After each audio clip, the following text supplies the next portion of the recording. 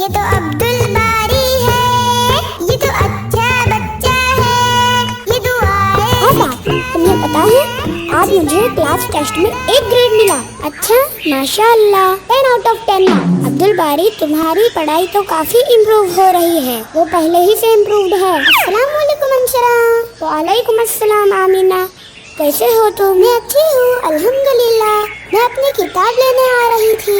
ہاں آمینہ، اچھا ہوا تم یہی مل گئے، میں تمہاری کتاب ساتھ لائی ہوں، یہ رہی۔ تم نے پوری کتاب پڑھ لی ہے نا؟ ہاں، بہت اچھے واقعات تھے اس میں۔ اچھا انشرا، پھر ملیں گے۔ جزاک اللہ خیرن امینہ۔ وإیاکم۔ اللہ حافظ۔ اللہ حافظ۔ آپا، تم ہمیشہ دوسروں کو تھینک یو نہیں کہتی ہو۔ نہیں عبدل باری، میں تو لوگوں کا شکریہ ادا کرتی ہوں۔ نہیں، تم تو ہر وقت جزاک اللہ خیر ہی کہتی ہو۔ ہاں عبدل باری، کیا یہ زیادہ بہتر نہیں کہ ہم دوسروں کا صرف شکر ادا کرنے کے بدلے کچھ زیادہ مفید چیز دے دیں؟ مفید چیز؟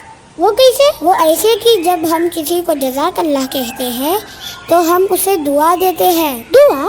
ہاں، جزاک اللہ خیر مطلب ہوتا ہے کہ اللہ تمہیں اس کا اچھا بدلہ دے۔ اللہ کیسے شکریہ کہیں گے؟ ارے نہیں عبدل باری، اگر ہم صرف شکریہ کہیں گے تو ہم صرف زبان سے کہہ دیں گے اور ختم ہو جائے گا، لیکن اگر ہم نے دوسروں کو یہ دعا دی تو انہیں اللہ اس کا بدلہ دے گا، اور اللہ کے پاس دینے کے لیے کمی تھوڑی ہی ہے، اور اللہ کو یہ بھی پتا ہے کہ کس کی کیا ضرورت ہے اور کسی کیا دینا چاہیے۔ تو اس کا مطلب ہوا شکریہ یا تھینک یو نہیں کہنا چاہیے؟ ایسا نہیں ہے، تم وہ بھی کہہ سکتے ہو، لیکن جزاک اللہ خیر کہہ کر ہم دوسروں کو شکریہ سے بہتر چیز دیں گے، کیونکہ ہم چاہ کر بھی کسی کو اچھا بدلہ نہیں دے سکتے جب تک کہ اللہ کو منظور نہ ہو، کیونکہ صرف اللہ ہی سب کو جو چاہے دے سکتے ہیں، اور ہم جزاک اللہ خیر کہہ کر اس کام کو اللہ کے حوالے چھوڑ دیتے ہیں۔ لیکن تم نے ابھی جزاکم اللہ خیرن کہا۔ ہاں، اس میں